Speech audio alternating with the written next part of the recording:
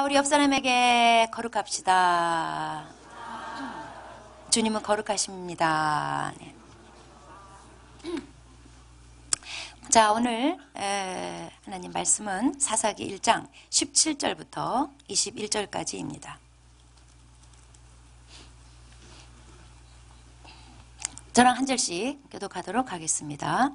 유다가 그의 형제 시므온과 함께 가서 스밧에 거주하는 가나안 족속을 쳐서 그곳을 진멸하였으므로 그 성읍의 이름을 호르마라 하니라.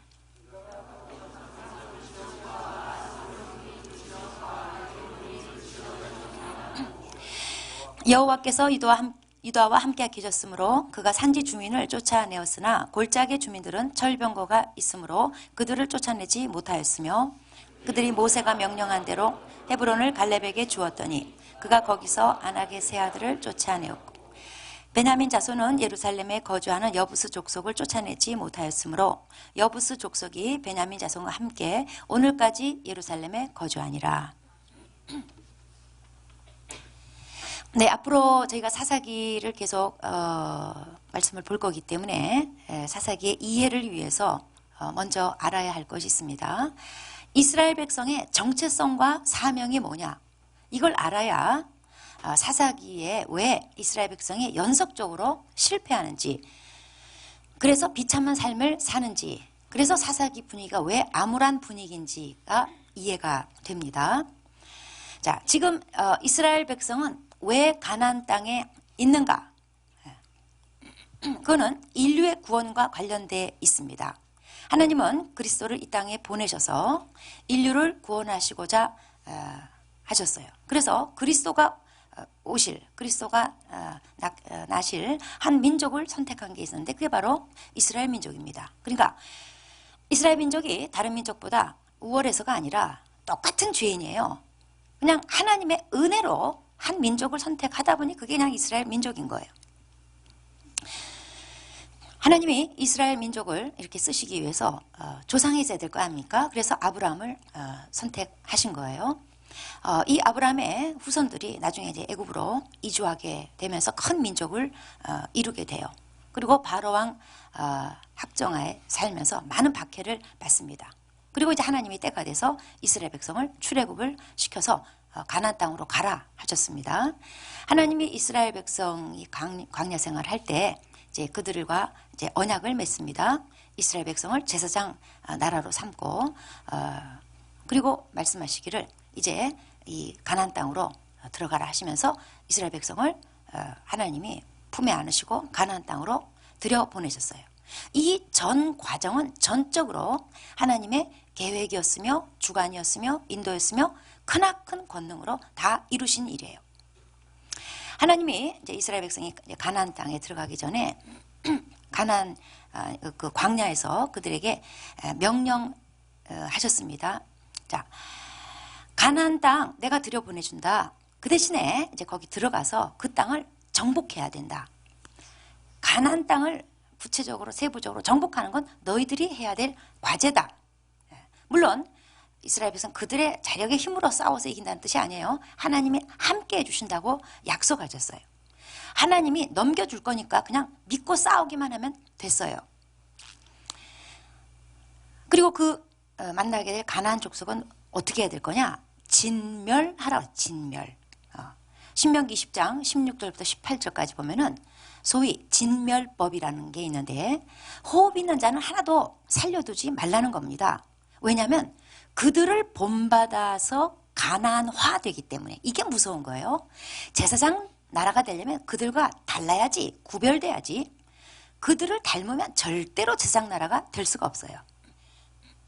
자, 여기서 잠깐 우리가 질문이 되는 게 있죠. 그러면 하나님은 이스라엘만 편애하시는 건가? 이스라엘 위해서 가나안 족속들은 그냥 억울하게 희생되는 건가? 하나님은 그렇게 차별 대우하시는 건가? 그런 게 아닙니다. 당시 가나안 족속은 인신 제사를 드릴 정도로 자기 자식을 잡아다가 불에 태워서 신에게 바칠 정도로 아주 우상 숭배로 더러워진 상황이었어요. 우상 숭배가 극심했어요. 문란했어요. 죄와 악으로 가득 찼어요. 그래서 가나안 족속이란 뭐냐? 하나님을 대적하는 사탄 나라를 대변하는 거예요. 이스라엘이 가나안 족속을 진멸한다. 이거는 하나님을 거부하고 사는 모든 인류가 받아야 될 심판에 대한 모형이에요. 대한민국 우리 한국 조상이 그 근처에 살았으면 똑같아요. 우리도 똑같이 우상숭배하고 악으로 물들어 있고 그 결과는 하나님 앞에서 그냥 심판이에요. 심판을 미리 땡겨서 하는 것에 불과해요. 자, 그런데 이 가나안 족속과 이스라엘 백성의 공존은 어떻게 되느냐? 반드시 이스라엘이 영향을 받습니다. 가나안화돼요. 이거는 역사가 그냥 증명을 해요. 나 이제 뒤에 보면은 사사기에 그냥 그대로 증명되고 있습니다. 조금이라도 틈만 나면 이스라엘은 어떻게든지 그들을 따라했어요.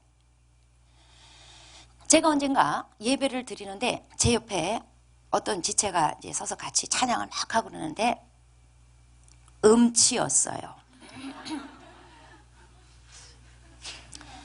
그래서 제가 음을 잡기가 무척 힘이 들었어요. 저도 옆에서 떨리면서 이상한 음으로 막 파고 들어가고.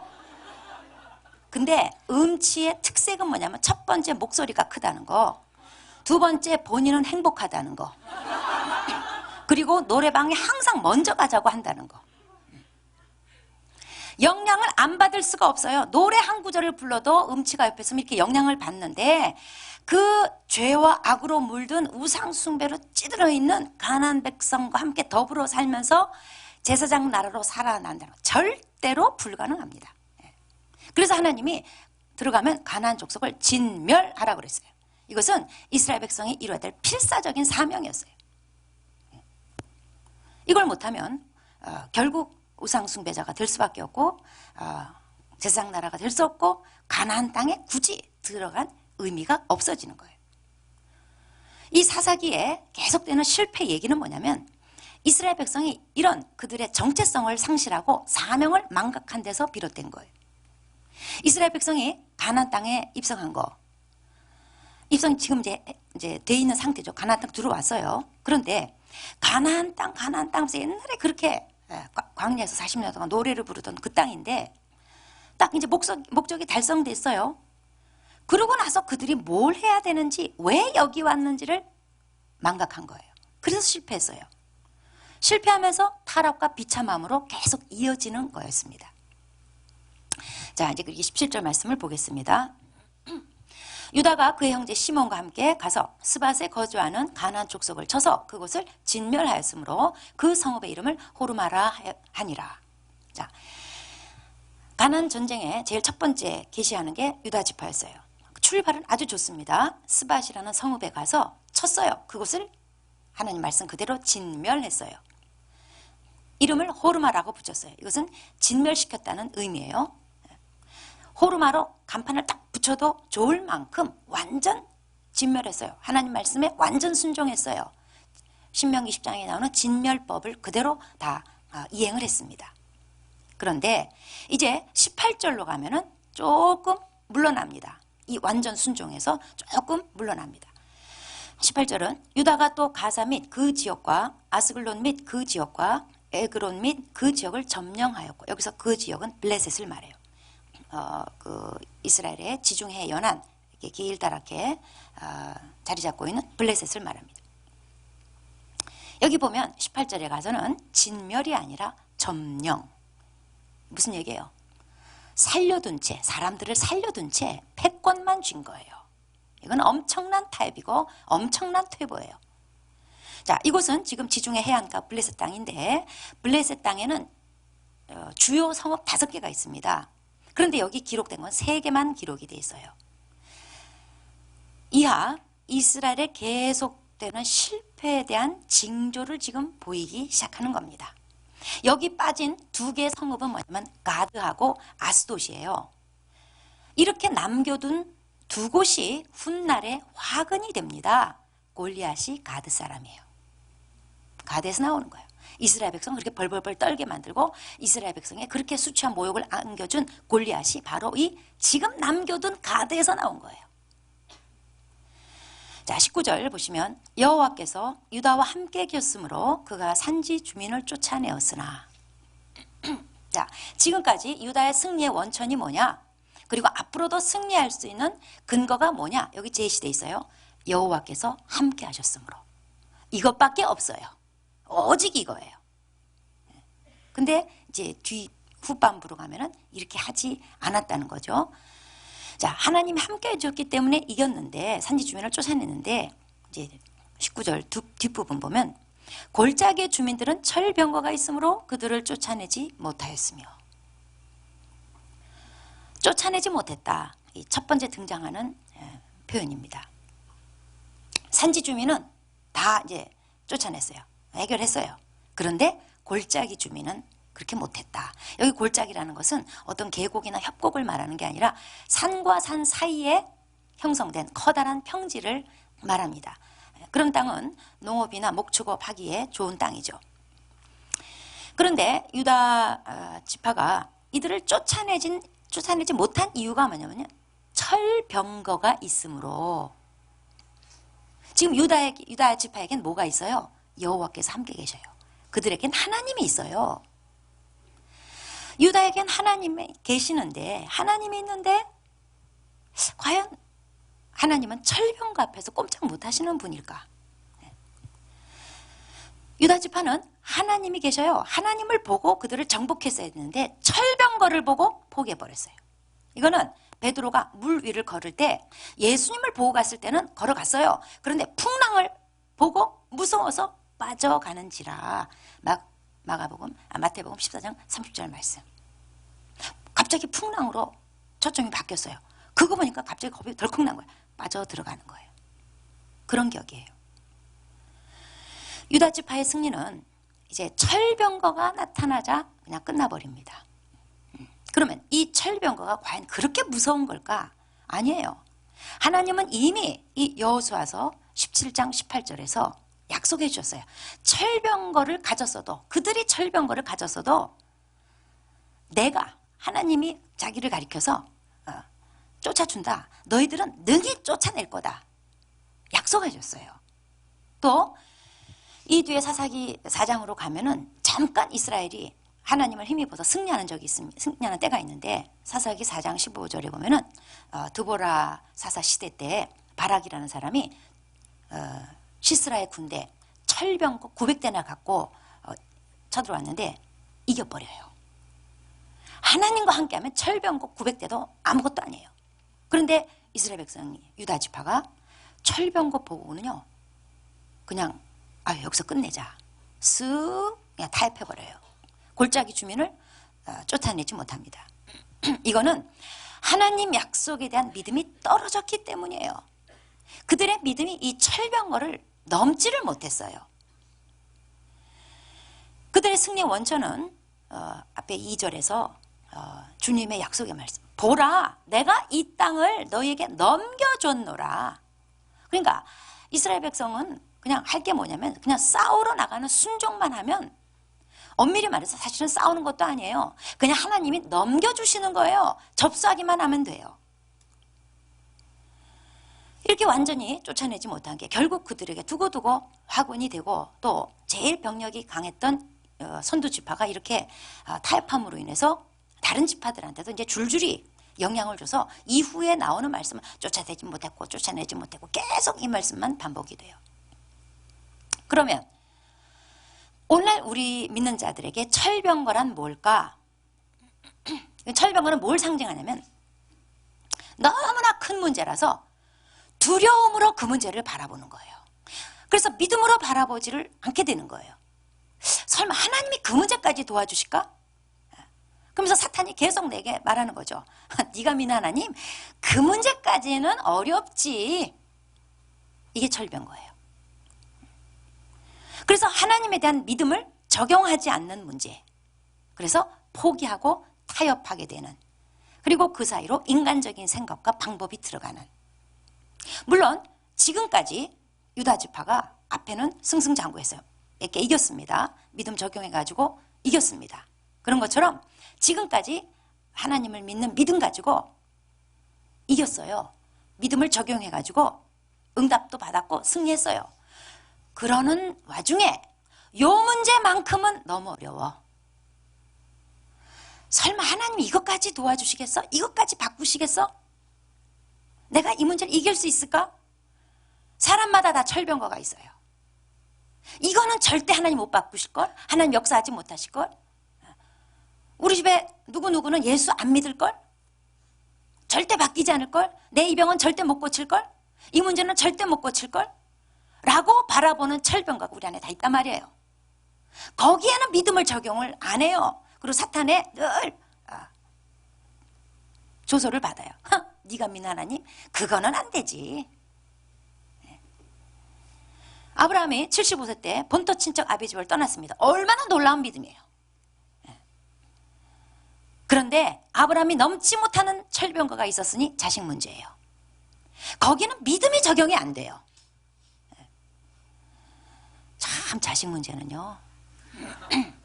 우리 이자경 집사님, 자식 문제는 믿음이 적용이 안 됩니다. 예? 본인부터 믿음을 잘 챙기세요. 예? 그래야 자식을 믿음으로 키워내는 거예요. 여러분 내 켜봐. 다 적용이 되는데 이 자식 문제는요, 이 믿음이 잘 적용이 안 돼요. 예. 그 아브라함이 자식 문제가 철병 거예요. 예. 그래가지고 이제 사라를 통해서 하가를 통해서 이스마엘을 낳습니다. 믿음이 없어서 타협한 거예요.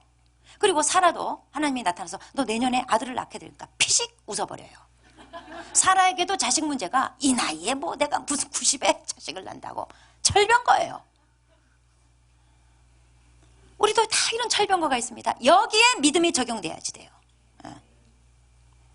철병거를 볼 게 아니라 하나님을 보고 이겨내야지 돼요. 하나님이 말씀하셨다면 그래 나에게도 아들이 있어. 하나님이 너에게 넘겨줬다. 그러면 넘겨준 거예요. 그대로 되는 거예요. 하나님께 능치 못함이 없어요. 철병거의 문제는 불가능의 문제가 아니에요.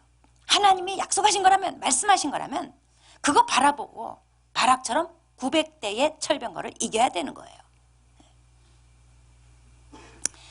자, 20절에 이제 잠깐 승리의 소식이 한번 다시 등장을 합니다.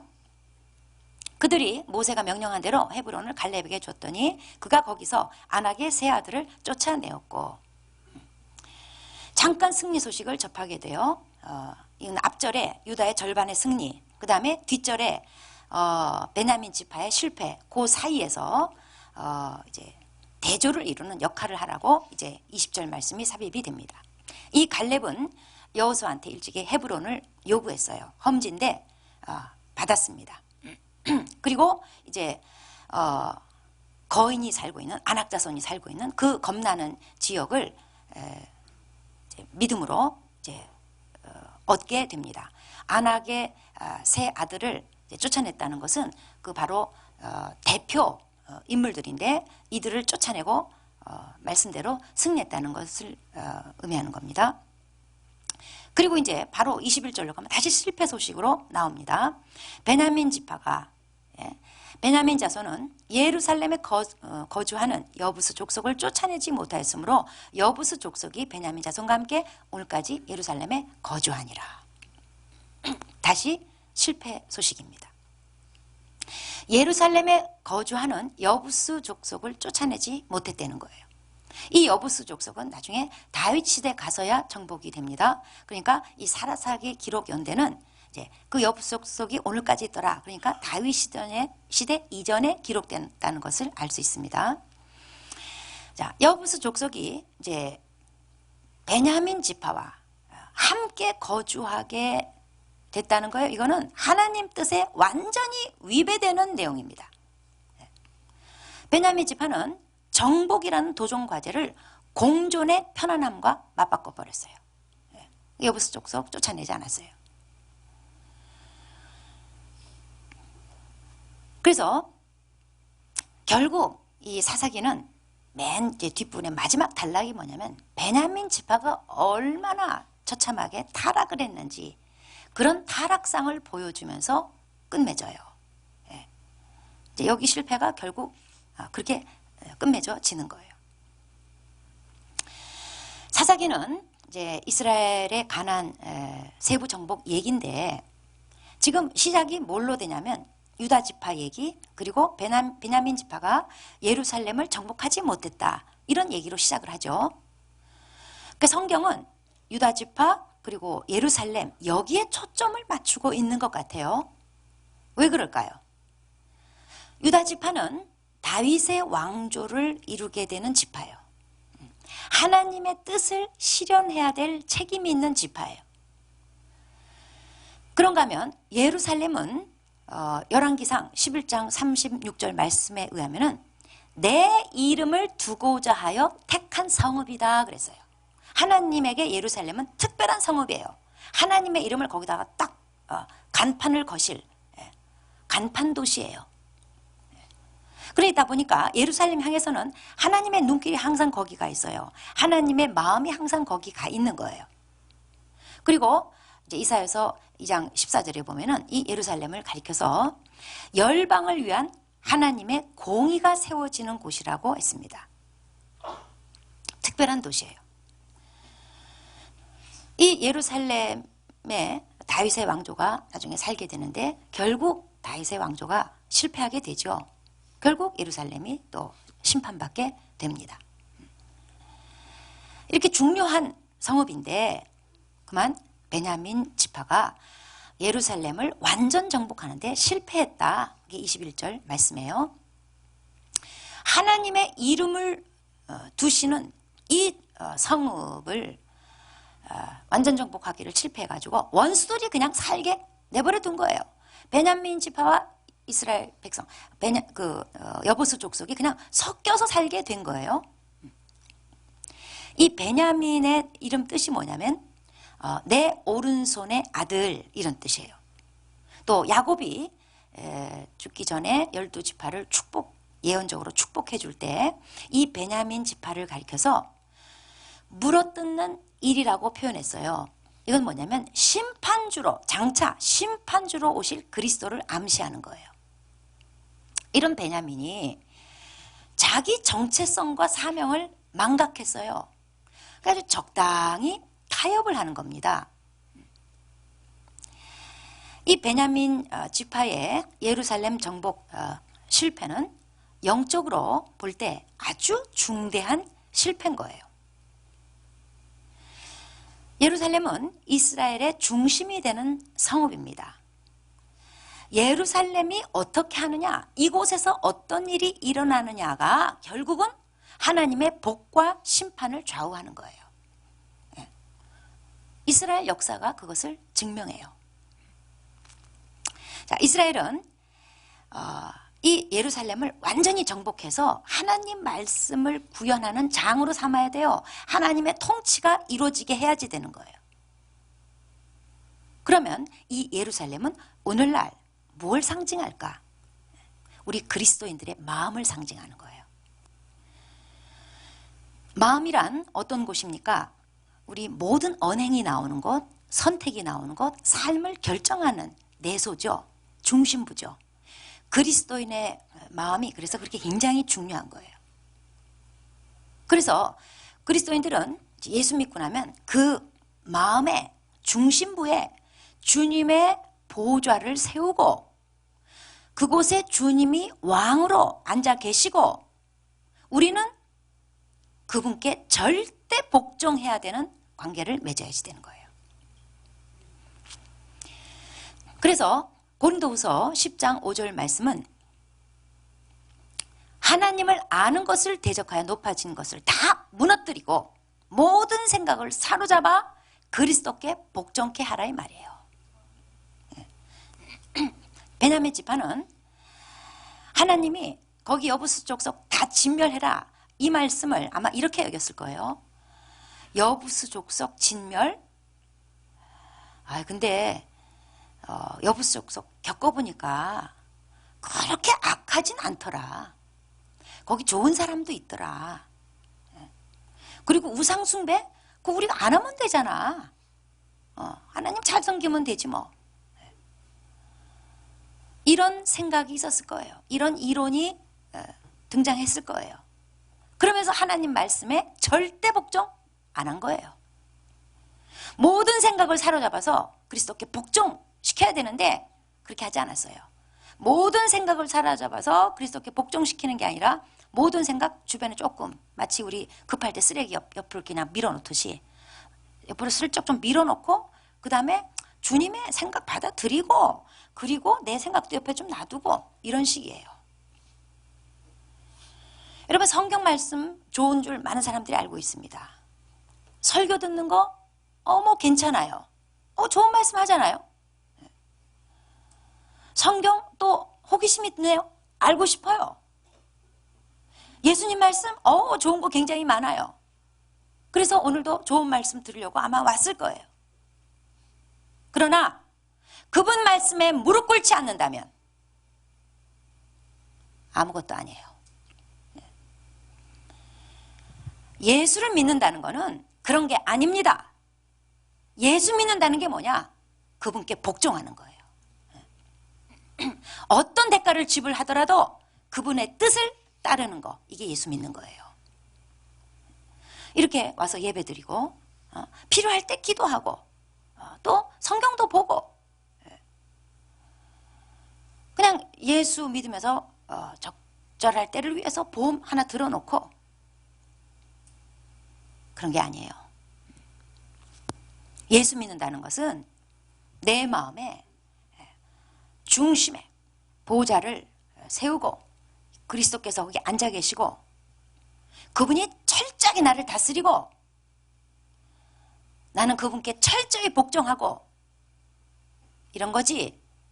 그냥 주님도 계시고 내 생각과 이론과 세상 생각과 뭐 여러 가지 메시지와 좋은 것들 주변에 쓱 나왔다 필요할 때 꺼내 쓰고 이런 게 아니에요. 자기 마음을 좀 생각해 봅시다. 여러분의 예루살렘은 지금 어떠세요? 여러분 마음은 지금 어떤 상태세요?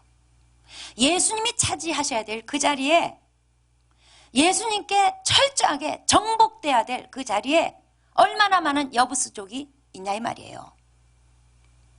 여부스 뜻이 뭔지 아세요? 아래로 짓밟는 자라는 뜻이에요. 우리 마음에 그리스도가 아닌 다른 것이 차지할 때, 그리스도가 아닌 다른 것이 왕노릇할 때 그 여부스족이 아래로 그분의 말씀을 짓밟아요. 설교 들어봤자 다 짓밟아요. 거기서 안 끝나죠? 내 삶을 짓밟습니다. 그래서 눌림이 있는 거예요. 평안이 깨지는 거예요. 그리고 두려움이 들어오는 거예요. 우리 삶의 실패는 이 여부스족을 쫓아내지 않는 데에 기인하는 겁니다. 여부스족. 하나님의 뜻과 상관없는 인간적인 생각, 세상적인 생각, 사탄적인 생각. 이게 여부스족입니다. 이거 쫓아내지 않는 데에 내 삶의 실패가 기인한다 이 말이에요. 그리스도께서 온전히 내 마음에 보좌에 앉으셔서 나를 다스리고 내가 거기에 복종하는 이것이 안 되는 이 점에서 실패한 여기서 내 인생의 실패가 기인하는 거예요. 예루살렘은 일부는 베냐민 족속, 지파, 일부는 여부스 족속 이렇게 섞여 살게 됐어요. 여러분 어느 날 예수를 믿었습니다. 예수님이 분명히 들어오셨어요. 그런데 예수님이 내 마음에 들어오셨으나 여전히 인간적인 생각, 세상적인 생각, 사탄적인 생각과 함께 내 모든 이론과 함께 살아갈 때 결국은 여부스족이 나를 아래로 짓밟아요. 내 안에 들어와 계신 그리스도를 짓밟아요. 그리고 삶에 평안이 깨지고 삶이 실패로 이어지는 겁니다. 내 안에 여부스족을 쫓아내야 됩니다. 오직 그분만 통치하시고 그분 말씀만 힘을 얻으시고 내 모든 생각과 이론이 그분께 절대 복종하는 그리스도께서 다스릴 때 완전 정복할 때 그때 샬롬 내 삶에 평안이 오는 거예요. 그때 하나님의 이름을 두신 그 사명과 정체성에 걸맞는 삶이 되는 겁니다. 여부수족을 쫓아냅시다. 그리스도가 아닌 모든 인간적 생각, 잡생각, 악한 생각, 죄악된 생각, 절대로 나를 주장하지 못하게 쫓아냅시다. 기도하겠습니다.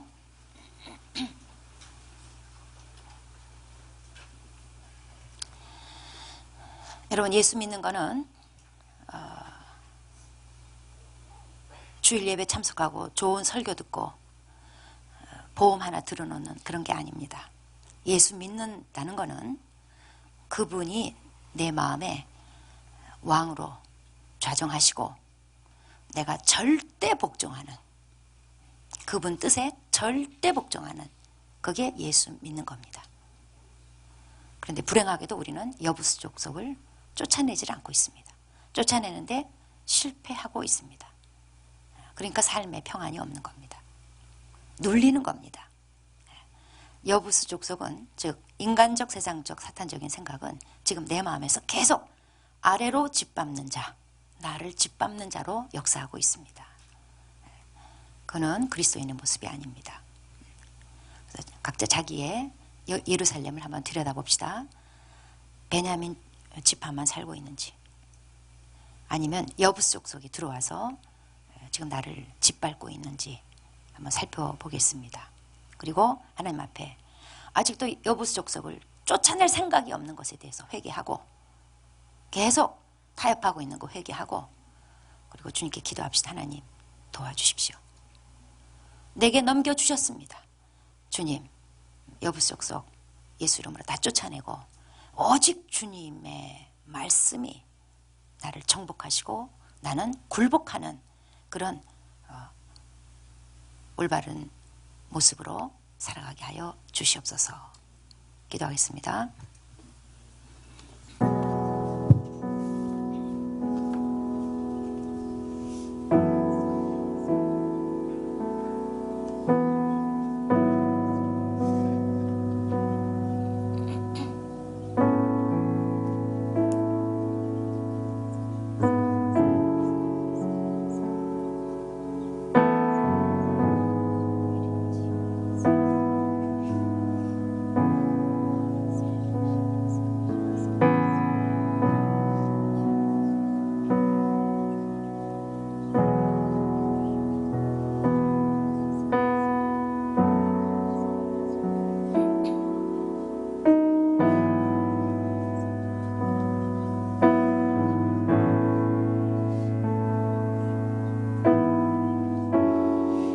하나님 아버지, 가나안 땅에 들어간 이스라엘 백성의 정체성은 그 땅의 가나안 족속을 다 쫓아내고 진멸하고 제사장 나라로서 우뚝 서는 것이었습니다. 그러나 이스라엘은 계속 타협하고 실패함으로 말미암아 그 삶의 비참함과 암울함이 계속 되었습니다. 하나님, 저희들의 정체성은 예수 믿고 나서 내 안에 인간적이고 세상적이고 사탄적인 생각, 죄악들을 다 몰아내고 예수님을 왕으로 모시고 그분 앞에 절대 굴복하면서 하나님의 뜻을 따라 사는, 이것이 우리 믿는 자들의 정체성입니다. 아버지, 오늘 저희들 마음을 한번 돌아보게 되었습니다. 나의 예루살렘에 수없이 많이 섞여 사는 여부수족속들, 내가 쫓아내지 않고 쫓아내기 싫어하는 타협하고 있는 수많은 여부수족속들, 결국 그 여부수족속이 나를 아래로 짓밟는다는 것을 깨닫지도 못한 채 지금도 신음하며 비참한 삶을 살며 평안이 깨진 채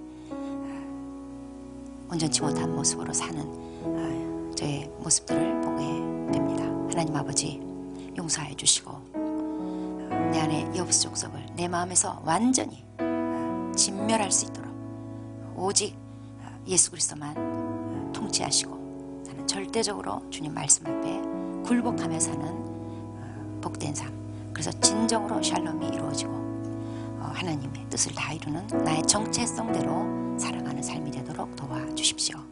예수님의 이름으로